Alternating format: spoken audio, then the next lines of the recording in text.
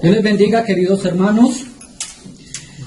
Para mí es una bendición nuevamente poder predicar la santísima palabra de nuestro Dios aquí en la iglesia de Cristo en Cuenca. Bien, amados hermanos, pónganse en sus pies. Vamos a orar al Señor. Padre glorioso, en el nombre de Jesús, nuestro Rey, nos presentamos delante de ti una vez más en esta mañana, para pedirte, Señor, implorarte, de que tu reino, que es el reino de la verdad, se funde cada día más bien adentro de nuestro corazón, y que Cristo, nuestro Rey, fije su trono en nuestro corazón. A través de la palabra predicada en esta mañana, te damos la gloria, la honra, en el nombre de este Rey glorioso. Amén. Amén. Tomen asiento, por favor. Hemos venido enseñando acerca de la semana de la Pascua. El domingo pasado expusimos en la palabra de Dios que Cristo fue juzgado ante el tribunal religioso. Hoy voy a invitarles a que me acompañen en que Cristo fue juzgado ante el tribunal romano. Jesús, frente a frente o cara a cara ante Pilato. Mateo ahora nos muestra ese proceso de Cristo ante el tribunal de juicio de Pilato. En esta parte de la persecución, Cristo fue llevado y por medio de Caifás, por medio de Anás, que eran los sumos sacerdotes del templo, ante el pretorio, donde se hallaba el salón de juicio, como se le llamaba. Allá lo llevaron a toda prisa. Después del interrogatorio que le hicieron estos jefes religiosos, para que se cumpliese las escrituras de los profetas, de que Jesús sería juzgado a través de los romanos, esto es, los gentiles, que fuese ejecutado a mano de inicuos, conforme a los designios de Dios.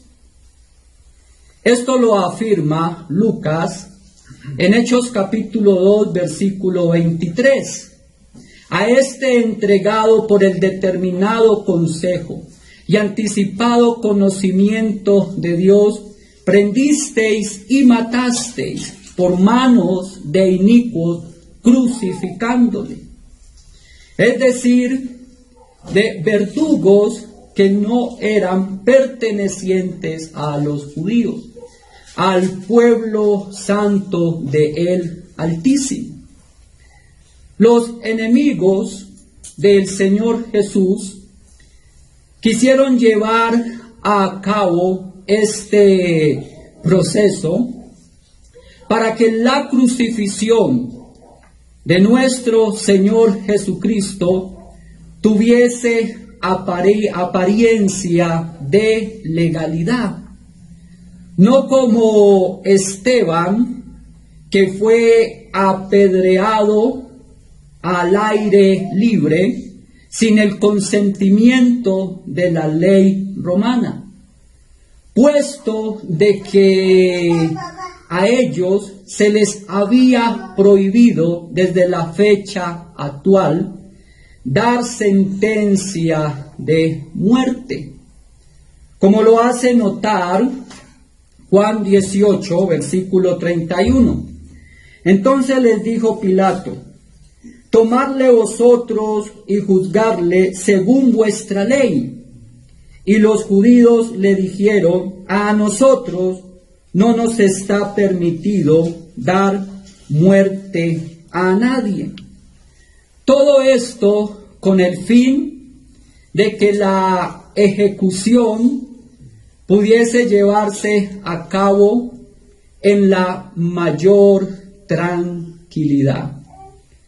Si ellos lograban que el procurador romano diera sentencia de muerte en contra de Jesús, pues disminuirían en forma considerable el peligro de levantarse un tumulto de parte del pueblo, como lo dijeron cuando estaban planeando la muerte de Jesús en San Mateo capítulo 26, versículo 4 y 5. San Mateo 26, versículo 4 y 5 dice: y tuvieron consejo para prender con engaño a Jesús y matarle, pero decían: no durante la fiesta, para que no se haga alboroto en el pueblo. A fin de sanear esto con el pueblo, quiero que noten esto: hicieron pasarle por culpable ante el tribunal romano, y así Jesús fuese condenado a la muerte más afrentosa de aquel entonces, que era muerte de cruz, ¿sí? De muerte de cruz. Al ser la más ignominiosa de todas las sentencias, ellos quisieron poner en impreso en la persona de Jesús la estima más infame. Porque lo que esto significaba para los judíos es que Jesús iba a morir bajo la maldición de Dios, ¿sí? Ahora, amados hermanos, por eso es que ellos gritaban insistentemente: crucifíquele, crucifíquele, para que ellos mismos pudiesen escudarse tras la decisión del poder romano. Porque era bastante indigno, de poca estima, que fuese condenado a muerte a quien se le había pasado haciéndole bien a todos los hombres.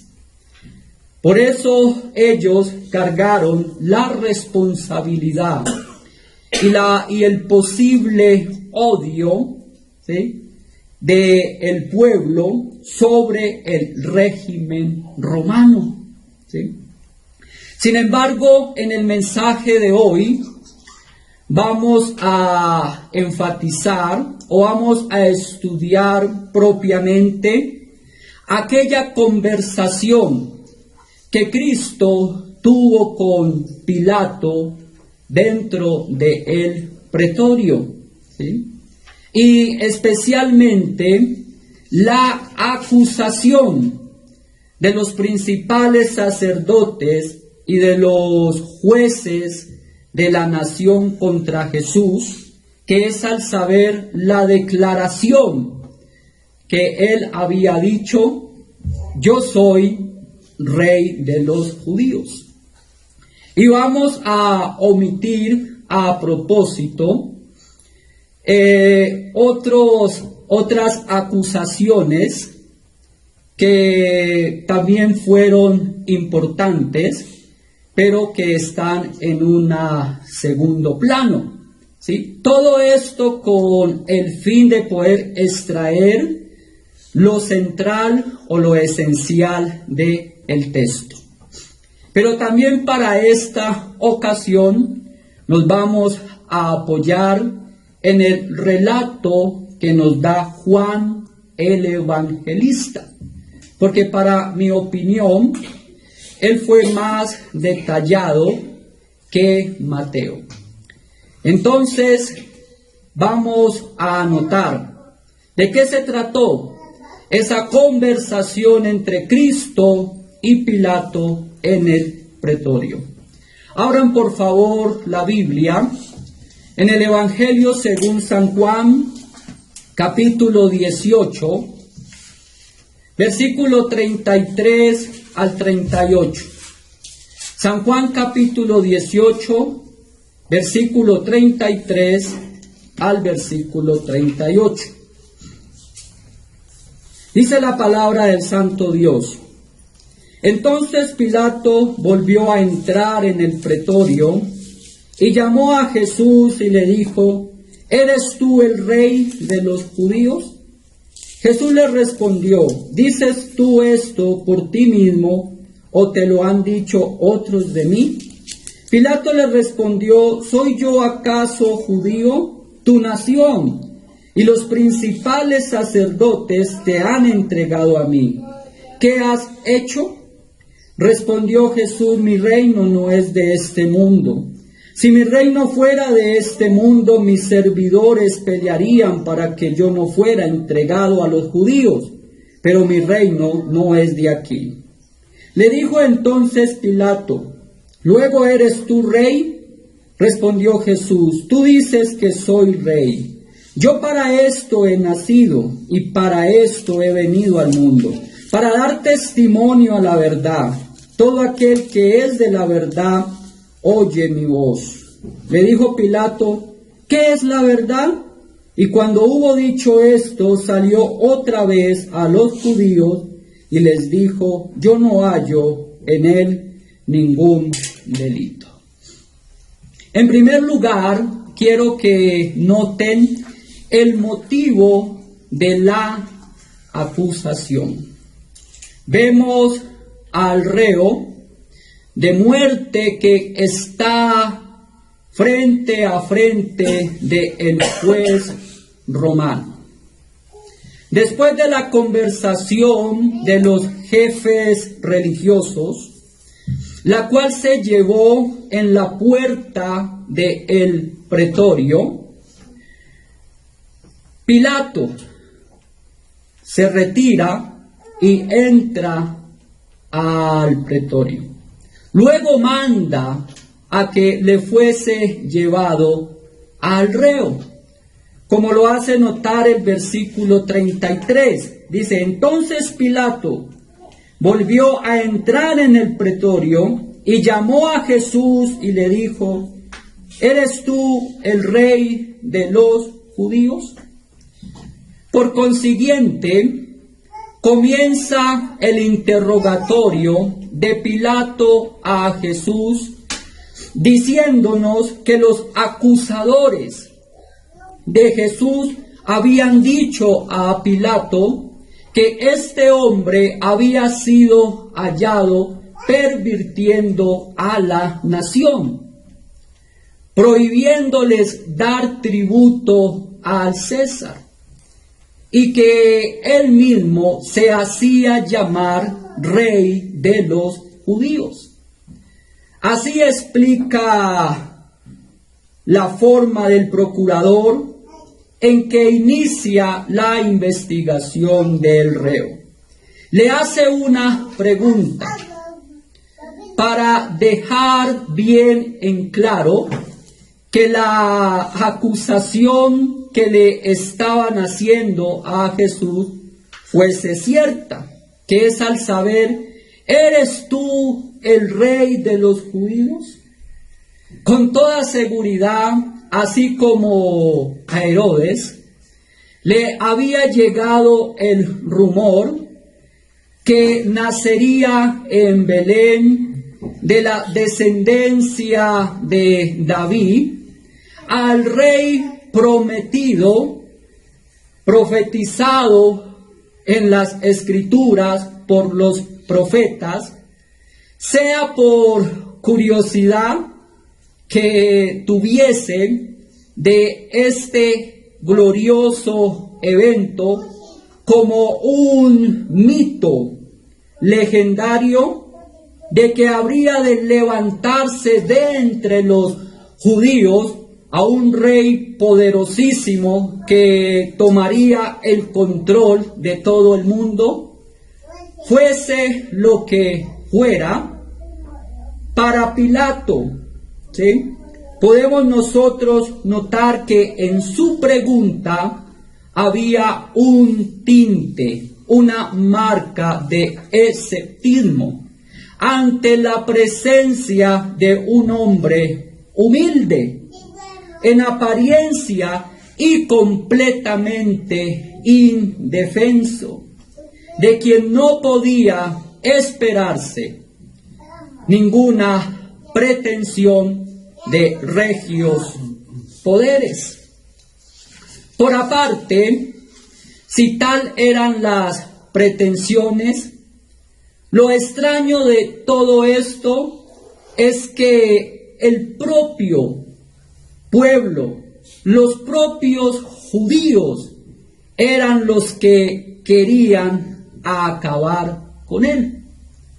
Por eso es que Pilato les remite la pregunta, después de que ellos le insistían gritándole: crucifícale.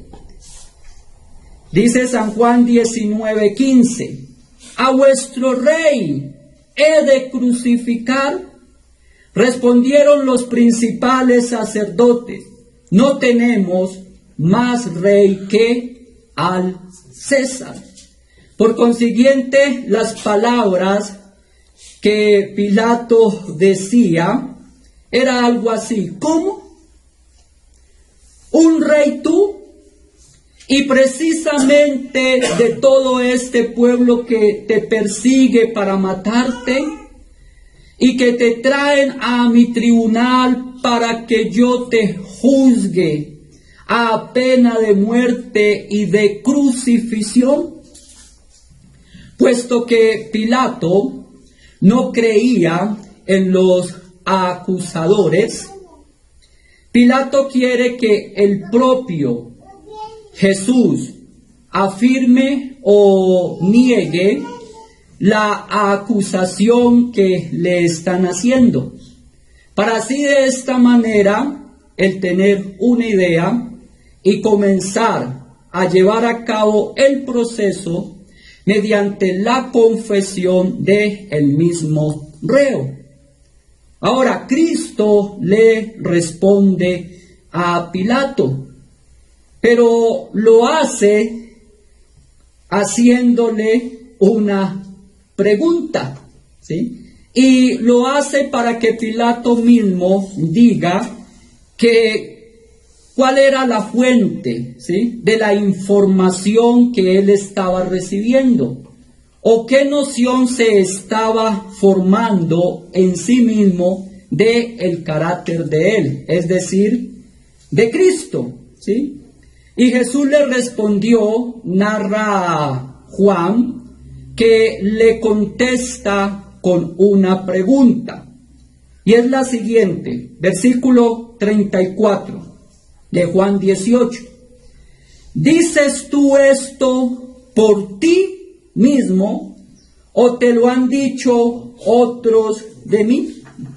Pilato se resiente muchísimo con la respuesta que Jesús le da y con la pregunta que luego le hace.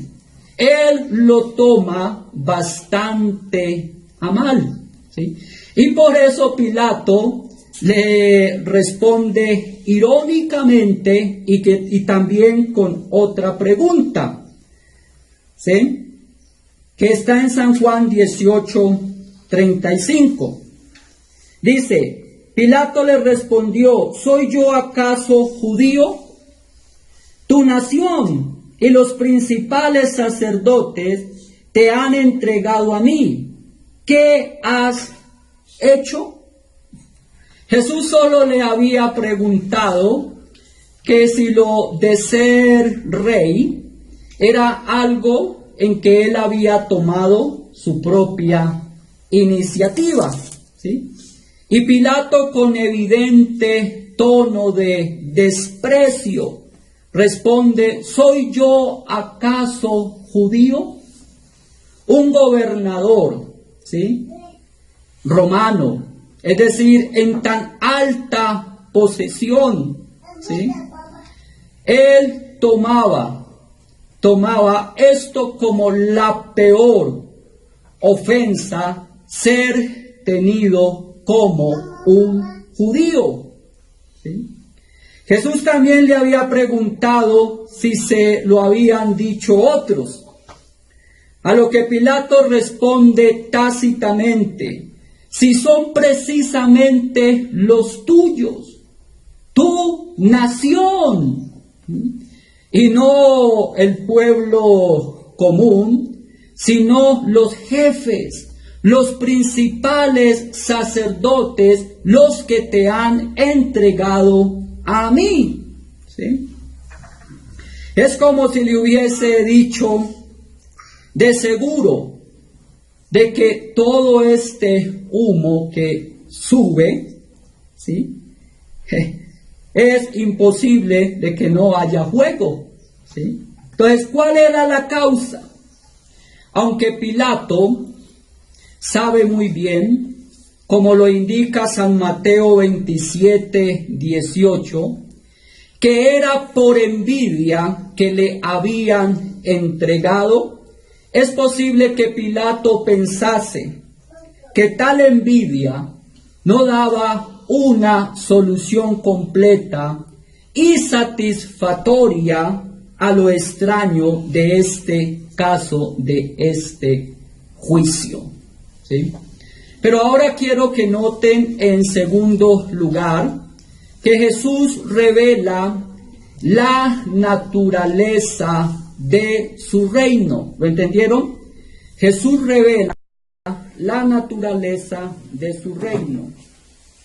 En el relato de Juan se nos muestra que Cristo responde como siempre con mansedumbre al gobernador romano, dándole una explicación más detallada a la primera pregunta que le fue formulada, que es al saber, ¿eres tú el rey de los judíos? Ciertamente aclarando en qué sentido lo era, ¿sí? Noten lo que Cristo le dice a Pilato en San Juan 18:36. San Juan 18:36. Respondió Jesús, mi reino no es de este mundo. Si mi reino fuera de este mundo, mis servidores pelearían para que yo no fuera entregado a los judíos. Pero mi reino no es de aquí. Le ofrece primero un resumen de la naturaleza y constitución de su reino, diciéndole, mi reino no es de este mundo. Es decir, no surge en virtud a un poder mundano, tampoco es mundana su naturaleza. Es un reino primordialmente espiritual, cuyas armas son espirituales, cuyo primer objetivo es dirigir y gobernar los pensamientos y el corazón de los hombres. Los súbditos de este reino, aunque están en el mundo, no son de este mundo. Cristo lo hace notar en su oración sacerdotal en San Juan 17, versículo 14. San Juan 17, 14 dice: yo les he dado tu palabra, y el mundo los aborreció porque no son del mundo, tampoco yo soy de el mundo. Los últimos objetivos de este reino son la implantación de la verdad, de la justicia, de la paz y de el gozo. O como lo describe Pablo en Romanos 14, 17. Porque el reino de Dios no es ¿qué? Comida ni bebida, sino justicia, paz y gozo en el Espíritu Santo. Las normas de este reino no se basan en la sabiduría de los expertos en ciencia, ¿sí?, en economía, etcétera, sino que se basa en las normas rectas y justas de la ley de Dios, ¿sí? Mire, cuya defensa no estriba ni en poder militar, ni político, ni financiero, no. Su fuerza depende absolutamente del poder del Espíritu Santo, a través de ¿qué? De la palabra de Dios, ¿sí? El Señor Jesús le ofrece a Pilato una prueba evidente, ¿sí?, de la naturaleza primordialmente espiritual de su reino, diciéndole: si mi reino fuera de este mundo, mis servidores pelearían para que yo no fuera entregado a los judíos. Pero los seguidores de Cristo no tenían ningún ánimo, tampoco preparación ni instrucciones, ¿sí?, para el combate militar. Ellos no se levantarían en armas para ir a darle libertad a su maestro de aquellos que le habían apresado y que lo habían llevado a los tribunales. No solo Cristo mismo les había ordenado no usar la fuerza, sino que también les había prohibido, ¿sí?, dar uso de la fuerza a su favor. Era una prohibición rotunda de que no debían ¿qué? Luchar a su favor, porque Él había venido a beber la copa amarga de la ira de Dios por causa de nuestros pecados. Y así fue la amonestación y enseñanza que Cristo le dio a Pedro en San Juan 18:11. Mira lo que le dice a Pedro en San Juan 18:11. Jesús entonces dijo a Pedro: mete tu espada en la vaina. La copa que el Padre me ha dado, ¿no la he de beber? Más aún, lo que precisamente era por carencia de soldados, de armamento, fue lo que resultó para efectividad de Cristo tumbar o destruir el reino de Satanás. Esto fue lo mejor, lo más provechoso a la vez para la propagación y extensión de el reino de Dios. Así que el Señor declara a Pilato, en la última parte del texto, mi reino no es de aquí. Es decir, está en el mundo, pero no es que de este mundo, ¿sí? Y en tercer lugar, Cristo revela la esencia de su reino. No solamente la causa y también su naturaleza, sino también la esencia del reino. Pilato, al no entender todavía acerca de la naturaleza del reino del cual le hablaba Cristo, le repite la pregunta, pero esta vez con sarcasmo. En el versículo 37 dice, ¿luego eres tú rey? ¿Luego eres tú rey? Es como si le hubiese dicho, a fin de cuentas, tú posees un reino, ¿sí? Sea cual sea su naturaleza.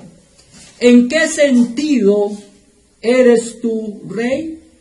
Anda, explícate en este punto. Cristo no lo negó, sino que contestó llanamente, tú dices que yo soy rey. Es como si le hubiese dicho, esta es la verdad. Y no puedo negarlo, no puedo negarlo. Reconoce el bendito Cristo que es rey, Aunque no en el sentido como lo había entendido Pilato. Como si el reino de Cristo pudiese entrar en competencia con los poderes regios de este mundo. Aunque Cristo en ese momento había tomado la forma de un siervo, como dice Pablo en Filipenses 2:7, aún así podía reclamar el poder, el honor y la autoridad como rey. Ahora, no solo era rey, sino que había nacido para ser rey y gobernar sobre un reino que no tendría fin. Es decir, que era de carácter eterno, ¿sí? Como lo anunció el ángel Gabriel a María en la visitación. Él le dice en Lucas capítulo 1, versículo 32 y 33. Noten lo que dice. Este será grande y será llamado Hijo del Altísimo. Y el Señor Dios le dará el trono de David, su padre. Y reinará sobre la casa de Jacob para siempre. Y su reino no tendrá fin. Esta afirmación de su propia realeza estaba dentro del conjunto de verdades que había recibido de parte de su padre, las cuales debía de dar testimonio en orden a la salvación de los hombres, ¿sí? Cuando declara a Pilato en el versículo 37, yo para esto he nacido y he venido al mundo para dar testimonio a la verdad. Cristo había venido a destruir el reino de Satanás, que es el reino de la mentira. Cristo se lo reveló en una ocasión a los judíos en San Juan 8:44. Les dijo: vosotros sois de vuestro padre el diablo, y los deseos de vuestro padre el diablo queréis hacer. Él ha sido homicida desde el principio y no ha permanecido en la verdad, porque no hay verdad en él. Cuando habla mentira, de lo suyo habla, porque es mentiroso y padre de mentiras.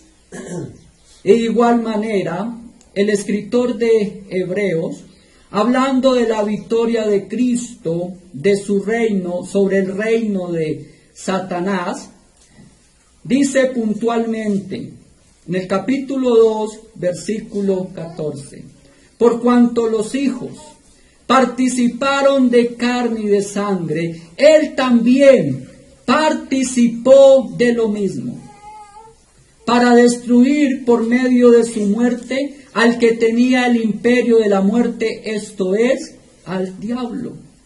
Jesús es la verdad misma, escúchenlo bien, Jesús es la verdad misma. Y así se lo reveló a sus discípulos en Juan 14:6, diciéndoles: yo soy el camino, la verdad y la vida. Nadie ve al Padre sino por mí. Jesús era la luz que había venido al mundo. Por eso él declaró en San Juan 12:46: yo la luz, he venido ¿a qué? Al mundo, ¿sí? Para que todo aquel que en él crea no permanezca en tinieblas. Y a los llamados que han sido rescatados del reino de las tinieblas, del reino de Satanás, él los ha llevado con gran triunfo al reino de su amado Hijo, a su luz admirable. Noten cómo dice Pedro en su primera carta, capítulo 2, versículo 9. Vosotros sois ¿qué? Linaje escogido, nación santa, pueblo adquirido por Dios, para que anunciéis las virtudes de aquel que os llamó de las tinieblas, ¿a dónde? A su luz admirable. Ahora, para confirmar esta verdad, que era la verdad de su reino, había predicado el mensaje del reino, acompañándolo de gloriosos milagros, ¿sí? Y así le daba pruebas contundentes, explícitas a Pilato, de que él había sido enviado por parte de ¿quién? Del Padre. Cristo le explica a Pilato que el espíritu y la sabiduría del reino sin fin es la verdad genuina, la verdad suprema, la verdad divina y la única que puede destruir, pero también edificar, ¿sí?, por medio del Espíritu Santo al hombre. Como dice el apóstol en 2 de Corintios 10:5, derribando ¿qué? Todo argumento y altivez del conocimiento de los hombres. ¿Para qué? Para ser llevados cautivos al conocimiento de la obediencia de Cristo. Dichosa servidumbre, la que nos conduce a la verdadera libertad y nos constituye como reyes a los súbditos de tal gobierno de gloria. Dice Apocalipsis 5:10: y nos ha hecho para nuestro Dios reyes y sacerdotes, y reinaremos sobre la tierra. Tan identificado estaba Cristo con el reino de la verdad, que bien podía decir que todos los súbditos de su reino hacían parte del partido de la verdad. Como finaliza diciéndole a Pilato en el versículo 37, dice: todo aquel que es de la verdad, ¿qué pasa? Oye mi voz. Es decir, que los que le escuchan y creen en él están de parte de ¿qué? De la verdad.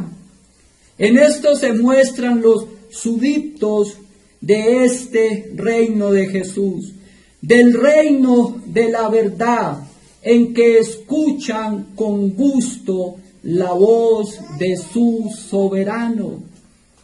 Todo el que siente amor por la verdad acude a Cristo a escuchar su voz, porque entiende que en ninguna otra parte escuchen, porque entienden que en ninguna otra parte pueden hallar estas verdades grandes y sublimes, ¿sí? En ninguna otra parte pueden hallar más seguridad, ¿sí? Más importancia, más provechosas, más dulces que las verdades de nuestro Señor Jesucristo. Porque mediante Él, ¿sí?, es que vino a este mundo la gracia y la verdad. Juan dice en el capítulo 1, versículo 14 y versículo 17. Juan 1, 14 y 17 dice que el Verbo se hizo carne y habitó entre nosotros. Vimos su gloria, gloria como la del unigénito Hijo del Padre, lleno de ¿qué? De gracia y verdad. Porque la ley por medio de Moisés fue dada, dice. Pero la gracia y la verdad, ¿por quién? Por medio de Jesucristo. Ahora, a este testimonio del Señor Jesús acerca de la verdad, Pilato le pregunta al Señor directamente en el versículo 38. Dice: ¿qué es la verdad? ¿Qué es la verdad? Es como si le hubiese preguntado al Señor: ¿qué puede haber de verdad en todo esto? ¿Cómo puedes ser tú rey y de un reino que no es de este mundo? Alguien dijo que Pilato estaba confundido con las palabras de nuestro Señor Jesucristo, ¿sí? Y dio a entender que no podía dictaminar qué había de verdad con todo este proceso. Otro dijo por aparte que Pilato no hablaba como un filósofo, como así lo era, sino que expresa simplemente frustración e irritación ante la evasiva de Jesús en la respuesta que le da.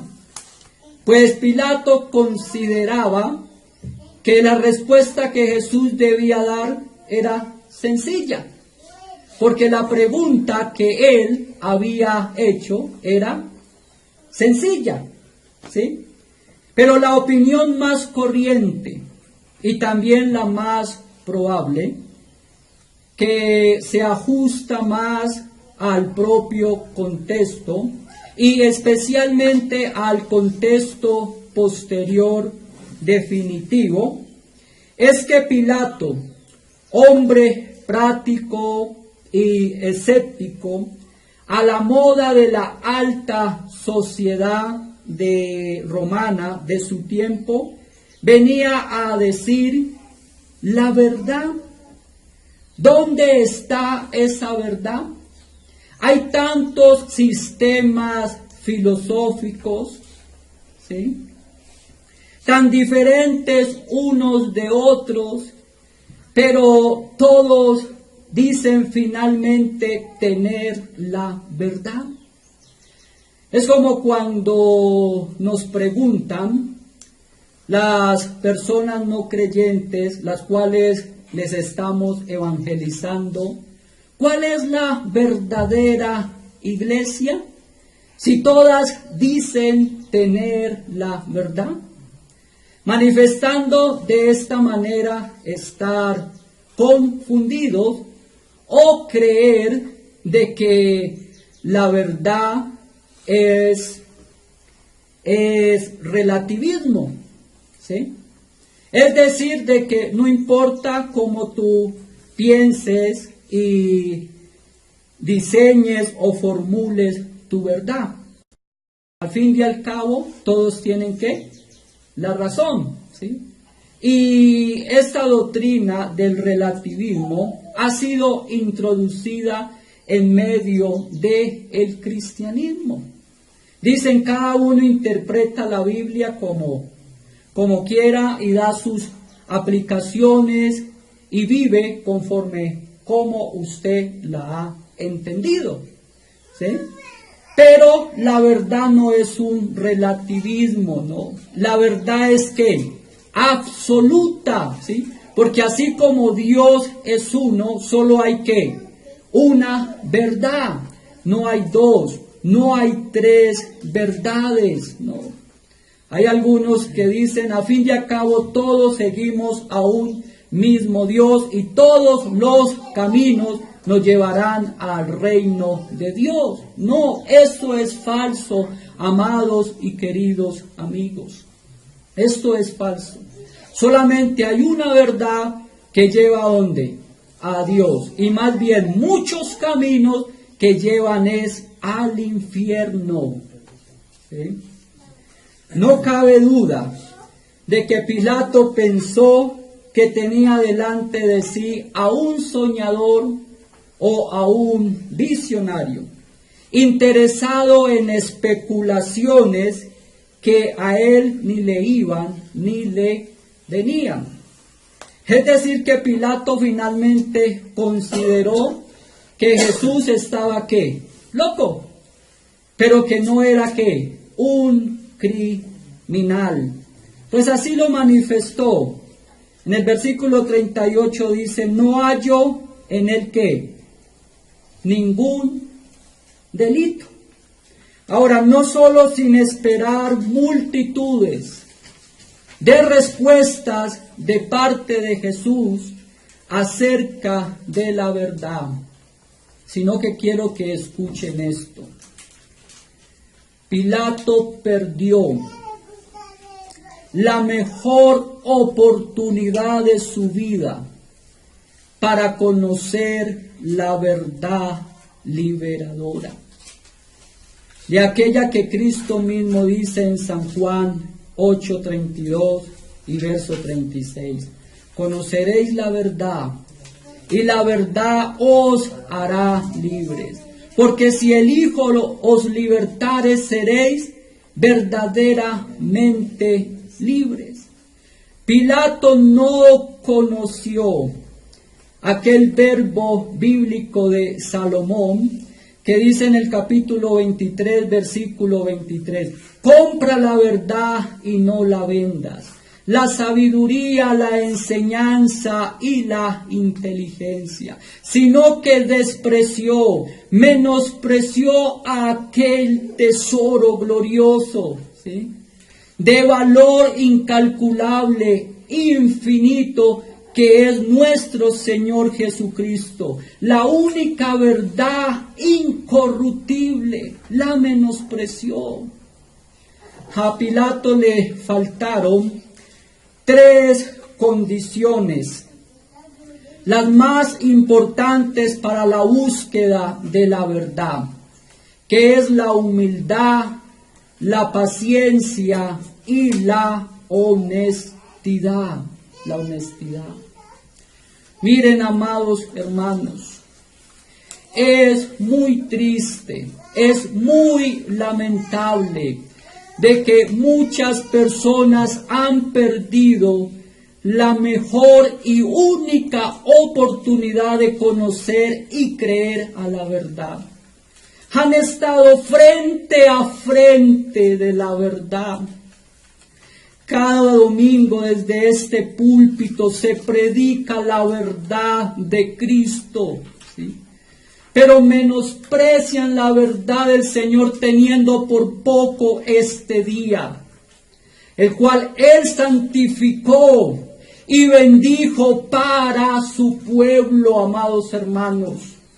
Y bajo la autoridad de la palabra de Dios les digo, ¿sí?, que muchos menosprecian la verdad de Dios por pequeñeces de goces mundanos, ¿sí?, creyendo de que van a tener una segunda oportunidad.